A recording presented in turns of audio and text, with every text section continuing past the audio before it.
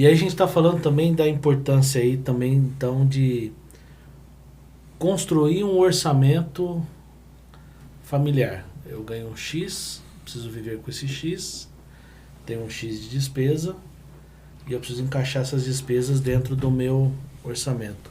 Uhum.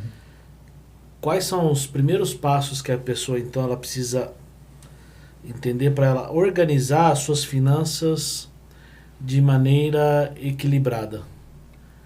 Eu ganho X, eu preciso encaixar um X de despesas. Como é que eu organizo, então, os primeiros passos para organizar as finanças? Uhum. Então, tem duas frases, né? Até eu anotei, eu anoto e falo muito isso lá no curso do CRAU, né? Uhum. Então tem uma frase de um cara que ele fala assim, o que não pode ser medido, não pode ser melhorado. Uhum. Né? E uma outra fala de um outro cara, ele fala assim, um é o Peter Drucker, que é o pai da administração, ele fala assim, o que você mede, você consegue dar uma destinação melhor, você consegue e tal. Então, assim, a visão, né, você citou aí, o que eu ganho, o que eu gasto, essa visão em termos de finanças, a gente chama isso de orçamento. Né? Então, você vai construir uma casa, o que você precisa fazer? Você precisa fazer uma base. Eu vou fazer uma casa que é uma casa térrea. Então, você calcula uma base que suporte um telhado. Olha, não, eu vou construir um sobrado. Então, você precisa de uma base que suporte um telhado, que você já tinha na outra, mas também suporte o primeiro andar, que você vai botar móvel lá em cima, você vai botar coisas domésticas. Então, a criação desse orçamento é a base. Você vai precisar criar esse orçamento. E aí, se você não cria esse orçamento, como você vai poder melhorar? Se você não mede, né? Como que você vai fazer com que isso frutifique? Né? E aí, uma coisa que vem dessa criação desse orçamento, que você começa a perceber que, de repente, a situação não é...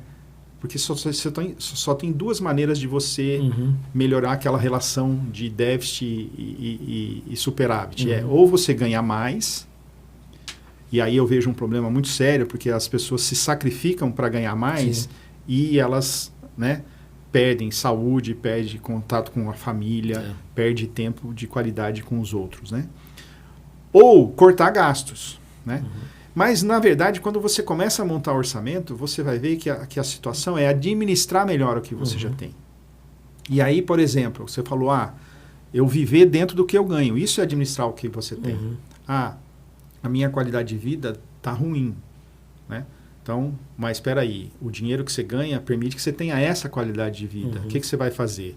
Né? Você vai se capacitar para ter um emprego melhor, né? Você, de repente, vai cortar algum tipo de gasto que você não tem. Né? Então, o passo inicial para as famílias se organizarem é montar um orçamento. E aí, cara, esquece, não precisa ser um negócio eletrônico, planilha, não sei o quê. Cara, uma folha, né?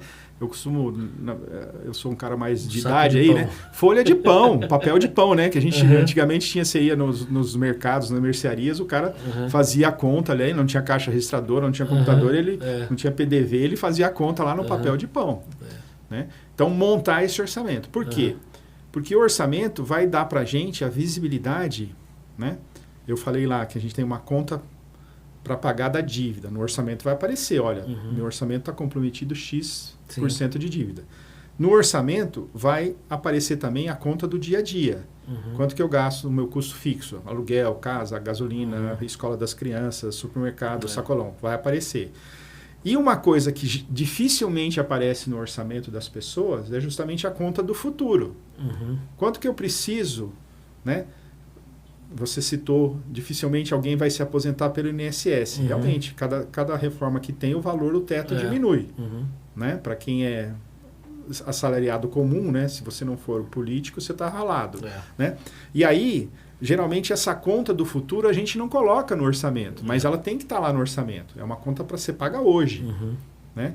Então, às vezes eu pergunto, quando eu começo o trabalho com alguém, eu falo assim, quanto você investe? Aí a pessoa fala assim, eu invisto quanto sobra. Né? Então você tem que fazer com que a sobra apareça no seu orçamento. E quando sobra? Essa é a pergunta, né? Entendeu? Então o passo inicial é você montar esse orçamento.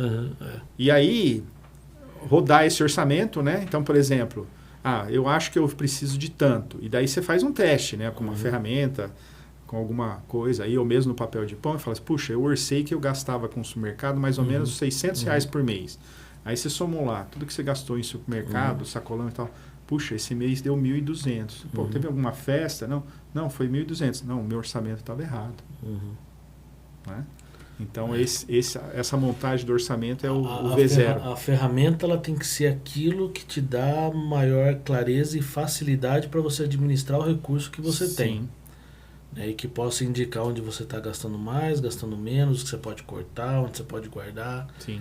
Então, assim, se alguém tem mais facilidade com um caderno, que seja um caderno. Né? Usa uma planilha. No curso do Crawl lá, a gente disponibiliza algumas planilhas, se as pessoas quiserem, né? Mas isso tem, na internet você coloca lá planilha financeira.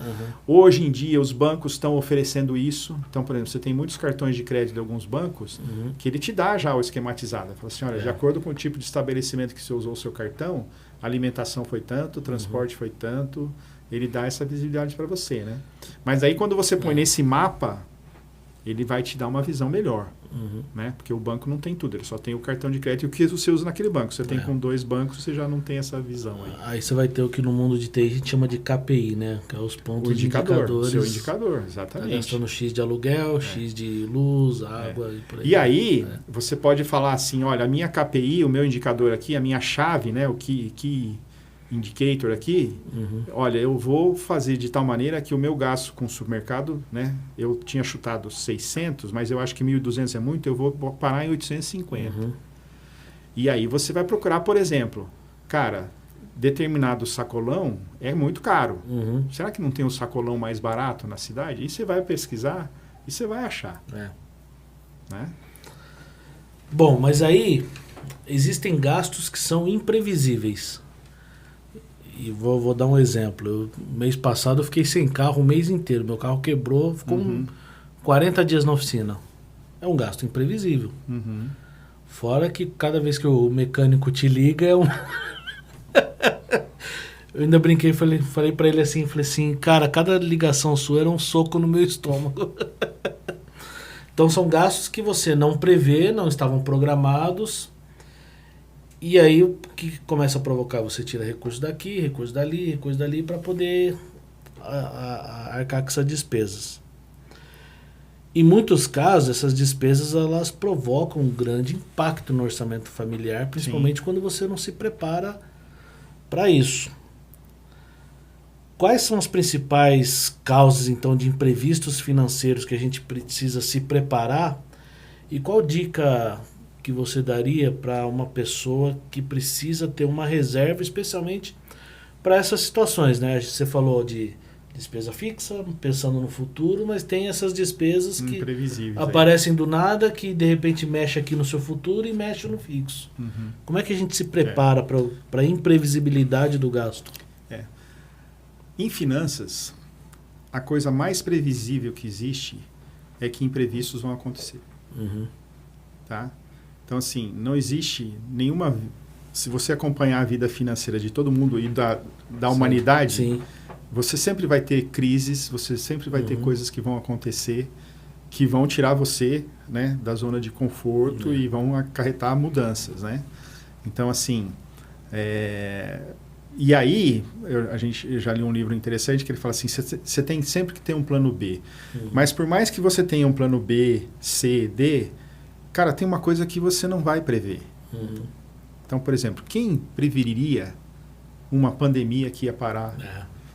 Cara, nenhum cenário de ninguém, a menos se ela foi, sei lá, manipulada, alguém falou assim, nós vamos implantar isso, né? Mas, ou seja, o imprevisto vai acontecer, independente de que você queira ou não.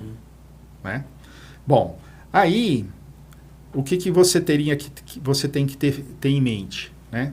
Então, por exemplo, dependendo do tipo de imprevisto que, né, você pode mapear, uma quebra de um carro, uma doença que o meu plano de saúde não cobre, né? O desemprego é um imprevisto. Né? E aí você tem ferramentas que você pode calcular mais ou menos os montantes que você precisaria de recurso para esse tipo de imprevisto. Então, por exemplo, se você tem um orçamento e você roda esse orçamento todos os meses, todos os anos, você consegue ir lá no orçamento e falar assim, o que estava fora do orçamento? O que estourou no meu orçamento aqui? Então você fala assim, olha, o meu carro, ele me dá uma despesa extra do que está previsto, gasolina, seguro, pedágio. O ano passado ele me deu 5 socos no estômago que deu R$2.000. Tá? Então você fala assim, olha, eu tenho que ter uma reserva específica para o carro de R$2.000 todo ano. Né? Só que dependem de alguns itens, você fala assim, não, vou trocar isso aqui, está me dando muita despesa. Né? Então, tem vários nomes que a gente dá para isso. O mais comum é você ter uma reserva de emergência. Esse é o nome mais comum que a gente... Então, o que acontece? Você tem que, de alguma maneira, mensurar essa reserva e colocar isso dentro do orçamento como uma conta a ser paga todo mês para você acumular essa reserva e ela está lá garantida. Sim. Então, assim, vamos supor, você chegou no número X, né? Você fala, quanto tempo guardando X dividido, né, pelos meses necessários eu vou compor essa reserva? E aí essa reserva ela tem que ser alocada em algum investimento, sei lá, guardada na sua conta bancária, ou abre uma conta só para guardar essa, que você tenha que ter esse montante previsto para uma reserva de emergência. Né? Então, assim, é uma conta a ser paga todo mês. Tá? Então, as pessoas devem se planejar para isso também. Alguns especialistas falam que você deve ter guardado despesa de 6 a 12 meses do seu custo de vida. Você crê que é isso mesmo? Eu acho que depende, né? Então, por exemplo, uma pergunta que você tem que responder para achar que é isso ou não é assim, se eu me tornar desempregado hoje, qual o tempo médio na minha profissão, no meu expertise, no meu conhecimento que eu consigo me realocar? Né? Então, por exemplo, se você trabalha numa função que o mercado está oferecendo muitas vagas, você fala assim, não é em 6 meses. Se eu sair daqui hoje, em 2 meses eu me realoco. Então, 2 meses seriam suficientes. Tá? Isso então vai depender muito do seu tipo de... Né? Ou, por exemplo, você também faz um planejamento, fala assim, eu quero fazer uma transição de carreira. Eu vou sair dessa profissão tal e vou para outra. Né? Eu vou ficar, eu, né, não consigo me habilitar para essa profissão nova. Tá? Então, essa profissão nova vai vai começar a render o que eu preciso daqui a 1 ano. Então, eu preciso ter uma reserva, porque eu vou sair do emprego atual de 12 meses. Né? E aí, sim, essa reserva ela é calculada em cima do custo fixo, aquele custo que você não pode mexer. Né? Mas, claro, cara, você quer sair uma vez por semana, comer uma pizza com a sua família, né? Ó, surgiu... Então, você tem que colocar isso. Mas a ideia é você, então, identificar esses carro, doença, desemprego e tentar chegar nesse número e alocar recursos suficientes para montar essa reserva. Tá? Legal.